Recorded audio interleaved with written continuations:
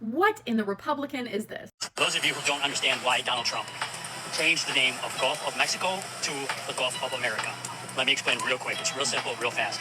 Before Biden left office, he laid down an executive order, a policy that prohibited us from drilling in the Gulf of Mexico.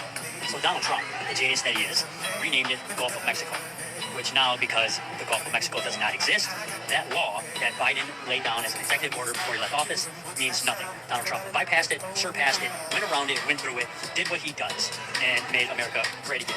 I just don't know how you could be so wrong so many times in one video. So the executive order that Biden signed used this, the Outer Continental Shifts Land Act, which under this, the Secretary of Interior is responsible for the administration of minerals, exploring, development, offshore drilling, all of that is what they use. It was also used by the Trump administration. See, let me tell you a little story.